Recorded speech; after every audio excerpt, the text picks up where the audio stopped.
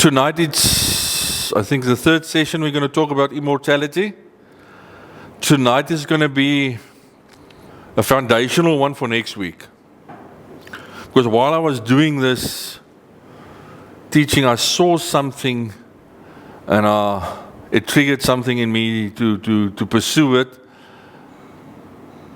And I think I'm like 80% there to see what it is that I saw.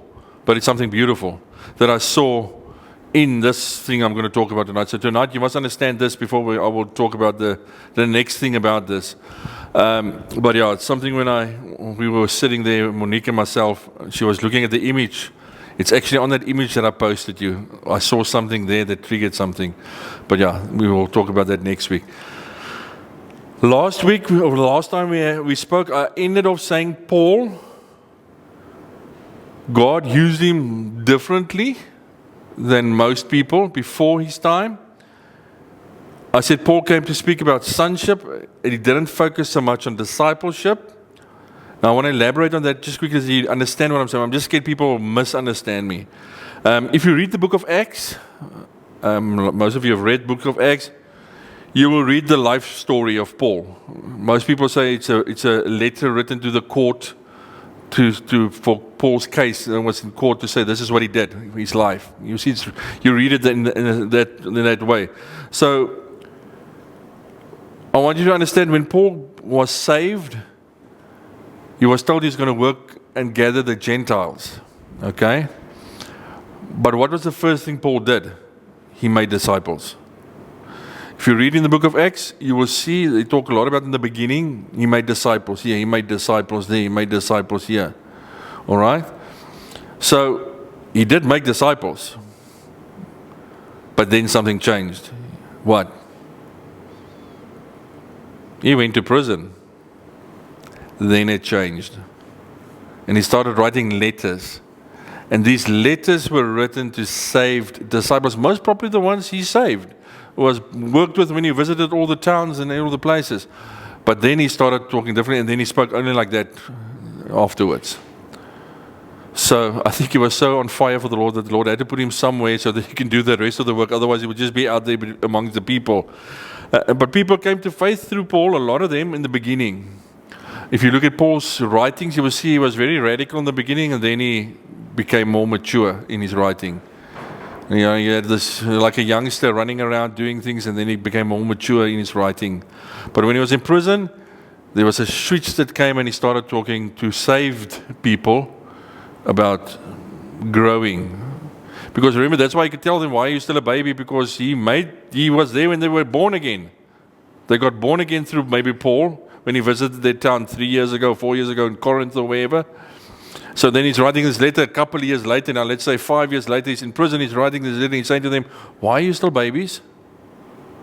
Because you were a baby when you got born again, because you got born again, a baby is born. But you can't stay a baby. And that's why he was writing the letter, because he noticed some of them are not growing in their spiritual life. They stayed the same as when they got born again. But that's why it's important for us to understand that there's a time to make disciples, and we must all still make disciples, but there's a time to look who's the sons in the making. Who's the ones that's not happy with just discipleship. Remember, when you became a disciple, you were not happy with the status quo of not being anything, just floating.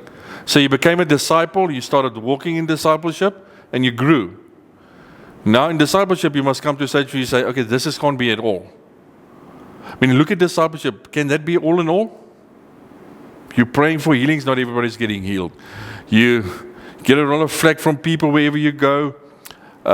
Demons fight with you, you fight with demons. And all those things happen. That can't be it. Jesus didn't die for that. There must be more. And the sonship is for the people that say there must be more than just discipleship. You see, they're going through the 3 rooms of the tabernacle, the outer court, the holies of holies. They want to go to the holies of holies. They're not happy with just staying in the holy place, all right? So understand there's something that's inside of you yearning for more. Paul went through the same thing, got born again. He just went through it very quickly. He also did the discipleship, because you can't be a son if you don't understand discipleship. Because discipleship is your foundation for being a son of God. You've got to understand discipleship, what it means. And Paul had to go through that, but he went through it very quickly because God gave him a turbo to go through all these things to get to what he had to do at the end of the day. So maybe you must also go to prison. In other words, not run around doing things for the Lord and focus what His Spirit's saying so you can walk and work like that. All right? Because when you're outside and you're busy sometimes. But yeah, think on that, what I just said. So again, for us today, you will still make disciples. Don't think you must stop making disciples. But you must shift your focus to start speaking sonship. And in that, you will still make disciples.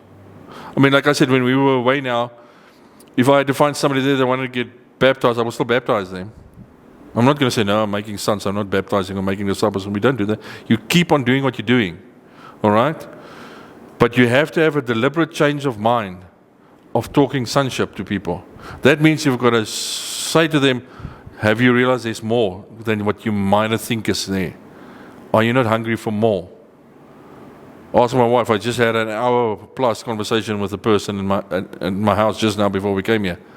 And I spoke sonship to that person. All right?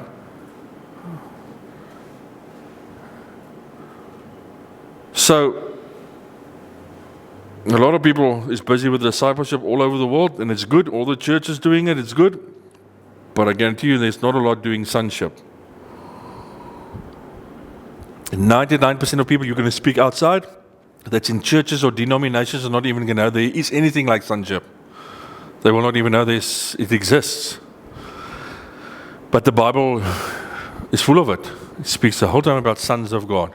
Have you noticed some of the translations changed the word son of God to sons and daughters?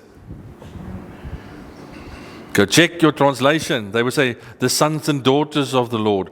But the actual translation said sons. In other words, not sons in the natural, in the flesh, speaking about mature people. Right? There's a difference between saying you're a son or sons and daughters. They want to be all-inclusive using that. That word's also not a nice word these days anymore. So in saying all of that, let's start with tonight. What I want to talk about or start with. I said, yeah, God never wanted man to die. We should all know that now. His creation, we were supposed to live forever. Adam and Eve were supposed to live still today. Because of sin, death entered. All right? Enoch. In your Bible, we all heard the name Enoch. He was the seventh man after Adam. And he didn't die. It's saying something in the spirit. And what day are we? In the seventh day. The seventh man after Adam is Enoch. He never died. 7, it means completeness, purity, perfection. We're in the seventh day. We are entering in the seventh day. So we will not die in the seventh day. There's going to be a generation that will not die in the seventh day. That's why Enoch was the seventh after Adam not to die. It was saying something in the spirit, your Bible. I want to show you how these things are hidden. Remember what I told you? Everything is hidden in the Bible in a pattern from Genesis till Revelation. The same pattern will go through your whole Bible. It never stops. Why is it being revealed now? Because it's the time we are in. It's not because we are clever. It's because the Spirit's allowing it to be open. And there's a body that needs to step into this, to understand this and walk in the fullness of this. Even though we might not see it in our generation, we're supposed to walk in it as if we are going to see it so that we can raise our youngsters to walk in it better than we are walking in it if we don't see it in our generation. Just think of it this way. I was sitting here this morning and I'm saying to the Lord, I was just talking and I'm saying to the Lord, why did He tell me this? You know, you go through these things and you ask the Lord these funny questions. Why did He need to tell me this about immortality? And I'm thinking and I'm sitting there and I'm not asking it to get an answer. It's just questions I made. And the next moment, He said something. He said, it's not for me. And I'm thinking, but you told it to me. Well, if it's not for me, then why? He says, it's for the one sitting in front of you. It's you. And the people listening online, the people that want to hear this message. It's not for me, it's for you. So my question is, what are you going to do with it? Because it's meant for you, not for me. I already understand it. I'm telling you what he's showing me, because that's why you're sitting here. Do with it what you want. Now let's look at Jesus when he came to the earth. He came to declare something. And the issue was death. He came back to correct, like I've said before, everything that went wrong in the Garden of Eden. Everything that happened. I realized something this week also when I was reading, just as a side note. When I was reading about, there's so many things that we see about Adam when he sinned and Eve. I always say to you, listen, Eve is a picture of the Pentecostal church, and always saying, no, it's the devil that did this, blame the devil. The devil had me eating this. Adam was a typical reformed guy. No, my wife told me to eat this. But I've told you that I know that the devil went for the female first because she's emotional. So if you can get her, the husband will automatically follow. And that Eve was deceived, Adam was sinful. But when I read it, this, and while I was doing this, and I read it, and I realized something again that I haven't thought of before. Every time God speaks, have you noticed He always speaks to the men first? When He came back, to whom did He speak first after they ate of the fruit? Who did He call in the garden? Where are you? Adam. Not Eve. Because men has got a certain position that we have to walk in and stand in. Everywhere in the Bible, when He spoke to the Israelites, He called the men aside. Because we as men are supposed to stand in something, in authority and in a place. He always goes to the men. He didn't go after Eve. Eve was the one that ate it first. He didn't go, Eve, where were you? He said, Adam, where are you? We men must realize that you allow what happens in your house. We as men. It's important. If you step out of line, your whole household will step out of line. He always comes to the man, not the woman. Like I said, it was a side note. Jesus came to correct. So let's look what He came to correct. John 11, verse 1. This is a story of Lazarus. I first want to talk about this before I say something else in 2 weeks' time. Now, a certain man was sick named Lazarus in Bethany, the town of Mary and his sister Martha. All right, Lazarus. The name Lazarus means God has helped, or when God has helped. Remember that. That's what Lazarus means. God has helped. All right, the name Lazarus.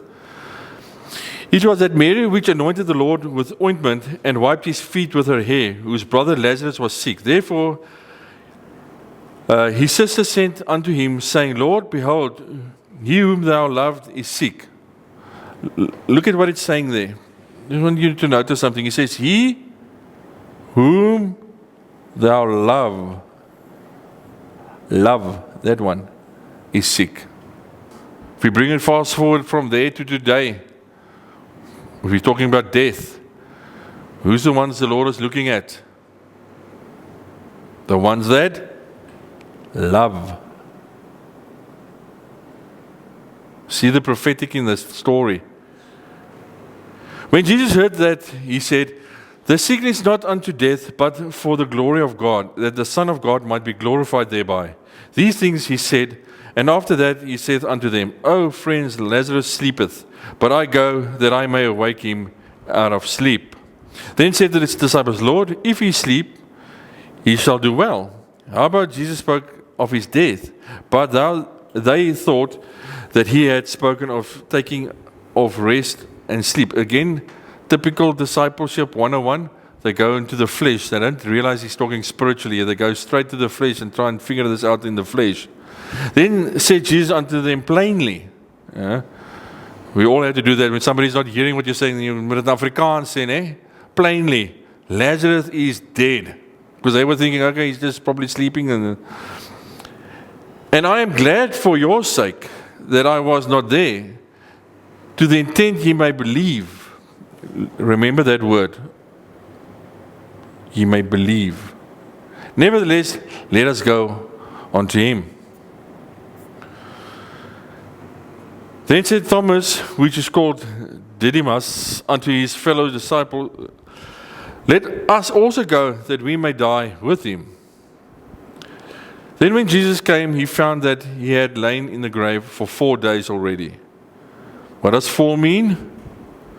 Earth, creation, the world. 4 always speaks about that. You know, the 4 seasons that we have, wind directions, everything's 4 elements. So what is it saying here? Why was Jesus 4 days late? He was not lazy. He was deliberately 4 days late because he wanted to say something in the spirit. And it's to do with creation. Because he's going to demonstrate his plan to creation, what he came to Lazarus. The whole of creation needed to see what the Son of God is going to do at Lazarus' grave. The 4. I'm going to leave it for next week. Romans 8. There's something in Romans 8 to do with this verse. Then said Martha unto Jesus, Lord, if thou hadst been here, my brother had not died. But I know that even now, whatsoever thou wilt ask of God, God will give in thee. Jesus said unto her, thy brother shall rise again. Okay, here comes the religious part now. Martha said unto them, I know that he shall rise again in the resurrection at the last day. Funny, that's what people still believe today, eh? Jesus said unto her, I am the resurrection. Okay, now here, there's so much I can say here, but it's all for next week. He says here, I am the resurrection and the life. Number 1 and number 2. These 2 things he said here. He that believe in me, though he were dead, yet shall he live. And whosoever live and believe in me shall never die. Believe thou this? There's that word again. Do you believe this that I'm saying? She said unto him, Yea, Lord, I believe that thou art the Christ, the Son of the God, which should come into the world. And when she had so said, she went away and called Mary her sister secretly, saying, The Master is come and calleth for thee. As soon as she heard that, she arose quickly and came unto him. Now Jesus was not yet come into the town, but was at the place where Martha met him. The Jews then which were with her in the house, and comforted her, when they saw Mary, that she rose up hastily and went out, followed her, saying, She goeth unto the grave to weep there. Then when Mary was come where Jesus was, and saw him, she fell down at his feet, saying unto him, Lord, if thou hadst been here, my brother had not died. When Jesus therefore saw her weeping, and the Jews also weeping, which came with her, he groaned in the spirit and was troubled.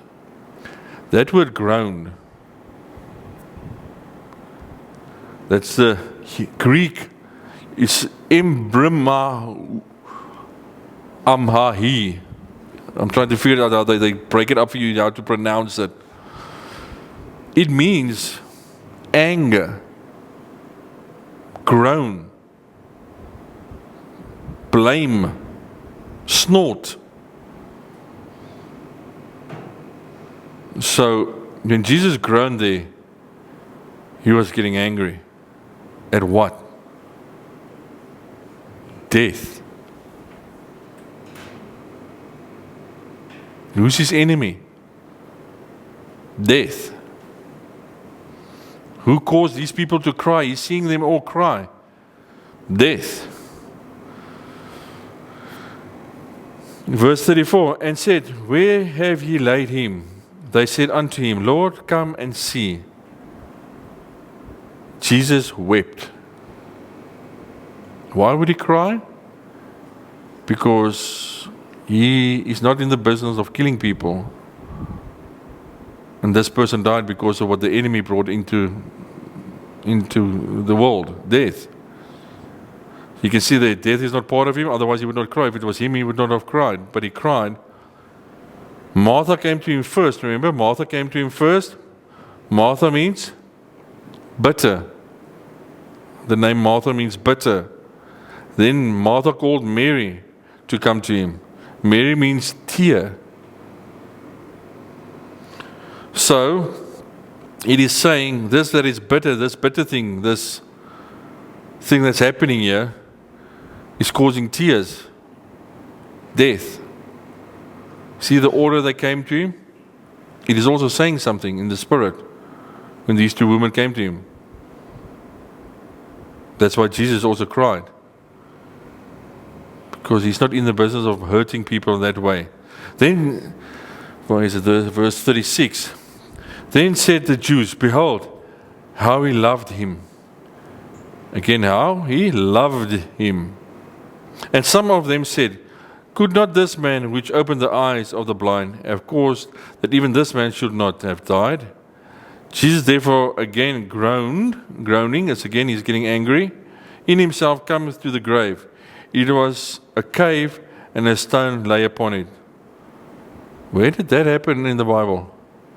A place where there's a cave with a stone in front of it.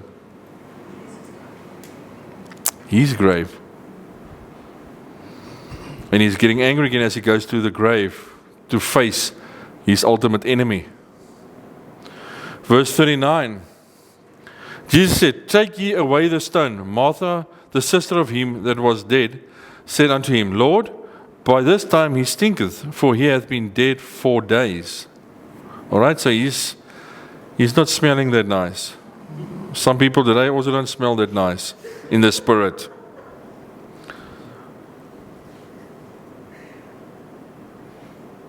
I mean, if you think about it, since the Garden of Eden creation, man died. So why do this now?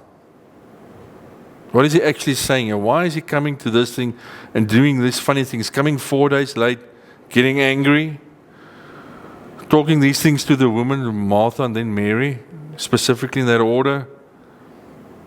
Jesus said unto her, verse 40, said I not unto thee that if thou wouldst believe, thou shouldst see the glory of God?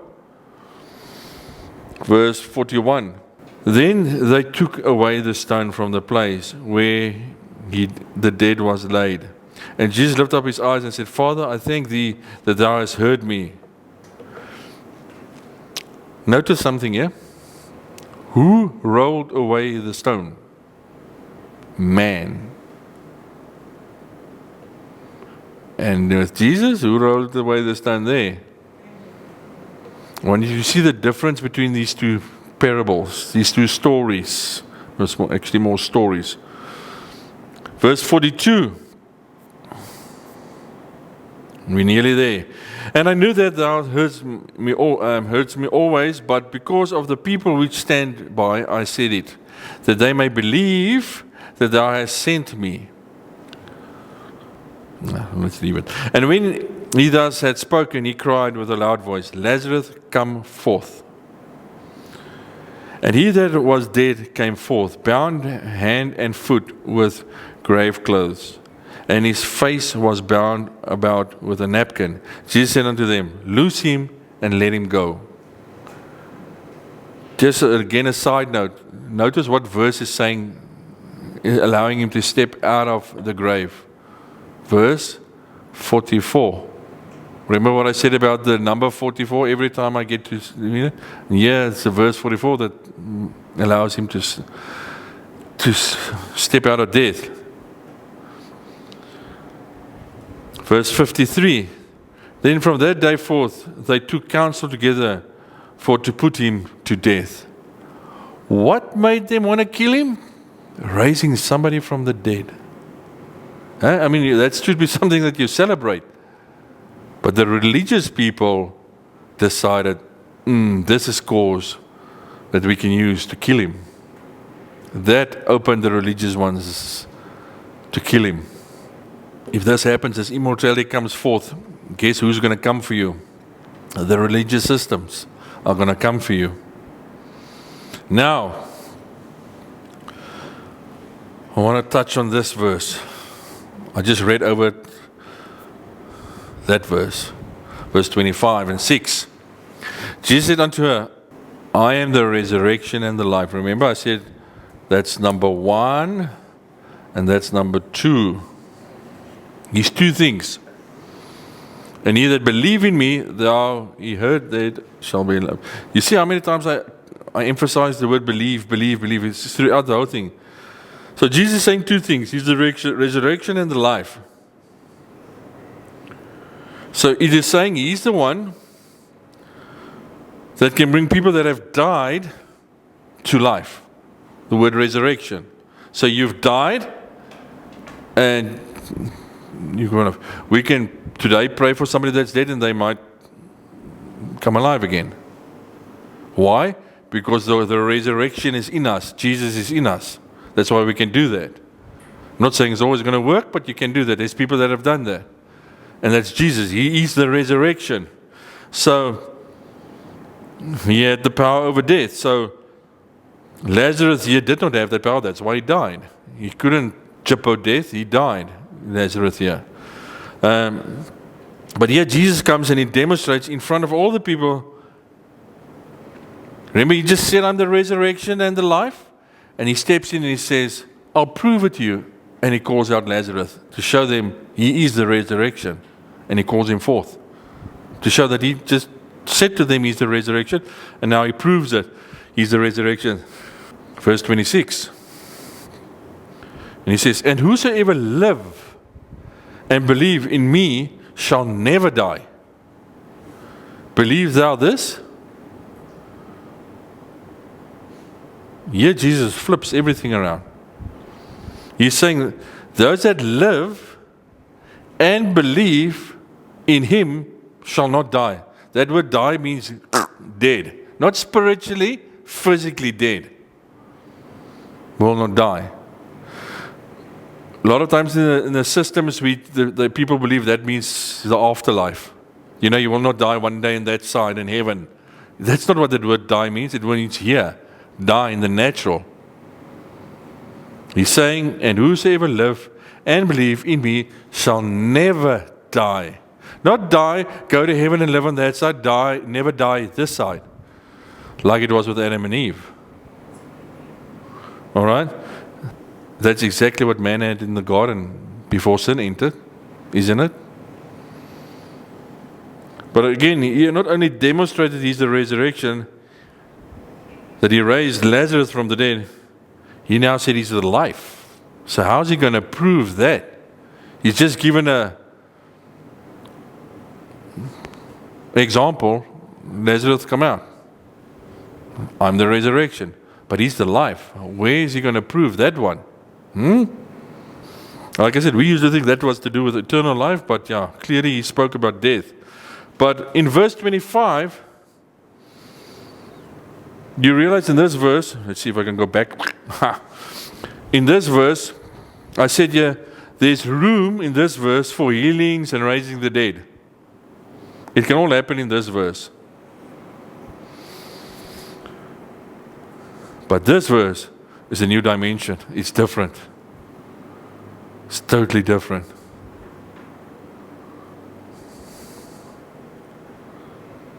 Like I said, when Jesus came 4 days late, he was saying something to creation. He was pointing something out that he's going to bring to fulfillment by going to Lazarus' grave. He came to Lazarus to make a declaration to the creation that he is here to stop this thing called death. And he's going to start with Lazarus to show what he came to do. I've got this verse for you here that I mentioned earlier, Romans 8 verse 19. For the earnest expectation of the creation waiteth for the revealing of the sons of God. Other Bibles will say there, sons and daughters, but it's sons. Who's waiting for this to happen? Creation. The 4 days late. He came to declare to creation that what you're waiting for, it's happening here.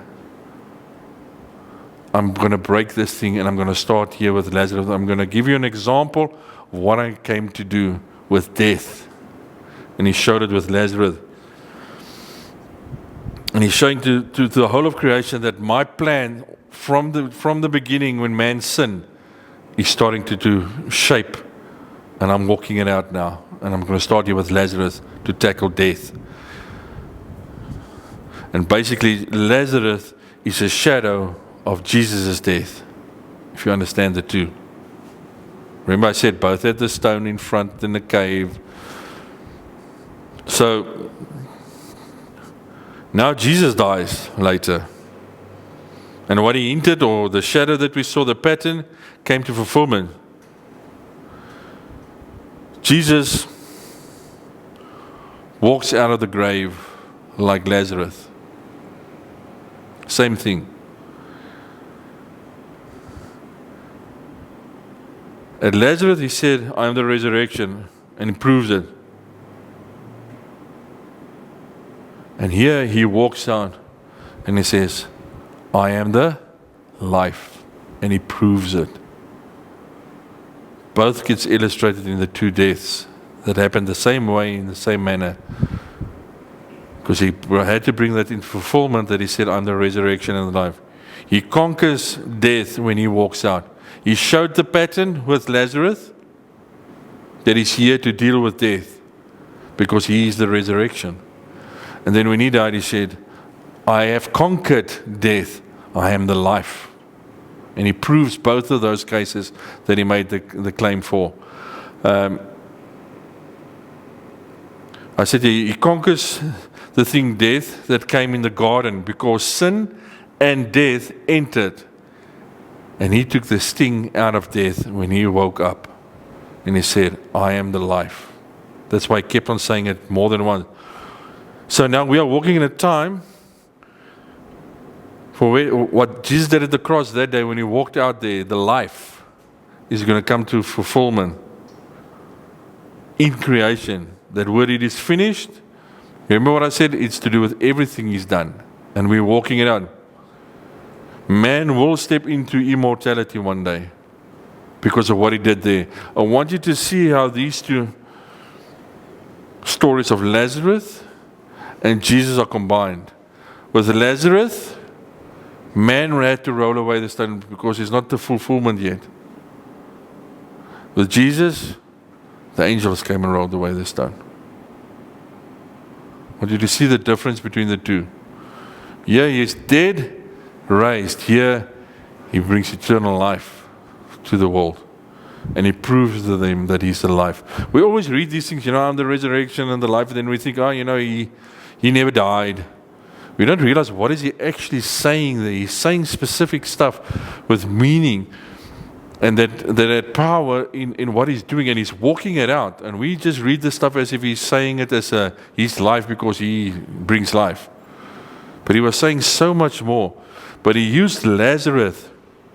So basically, if you were the enemy, if you were the devil, that day when he stepped onto the ground at Lazarus' grave, the enemy knew, what's he doing here?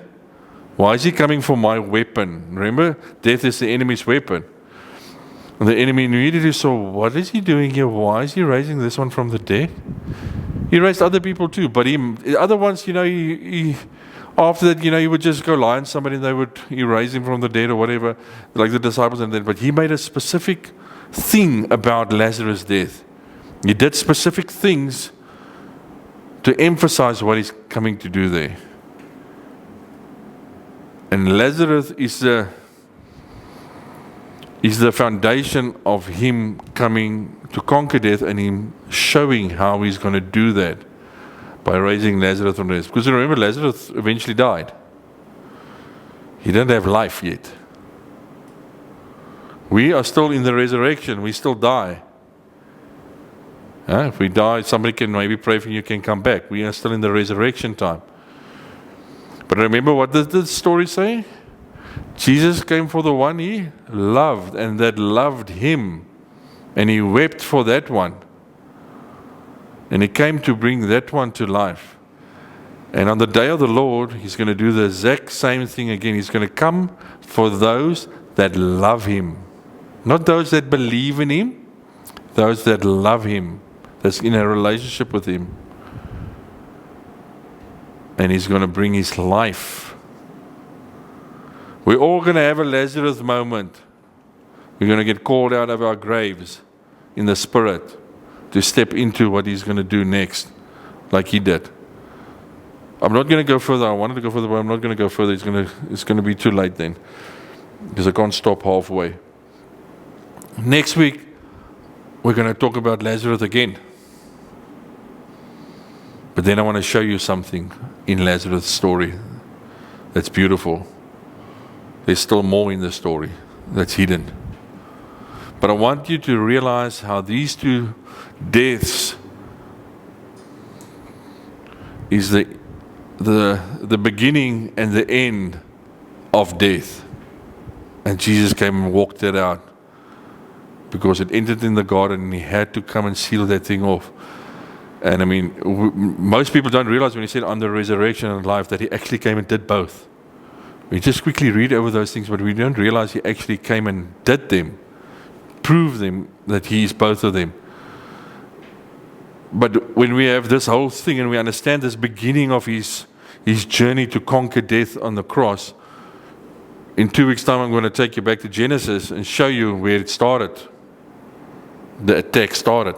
And it's after Adam sinned. The battle for death started. But you need to know these things, so when I talk about that you know what he did. And why did he do that? Because look at what happened here. Alright, so that's why I'm jumping around, then Genesis, then here's something, because I want to bring it all together so you can see this whole story. So like I said to this person when I spoke to them, this lady just now, I said to her, you must see the Bible as one story, linked. It's not different books. And this one's got nothing to do with that one. Genesis has got nothing to do with the book of Acts. They all are linked and have one story going through them. And there's stuff in all of them that will link in every book in the Bible. That's how beautiful the Bible is written.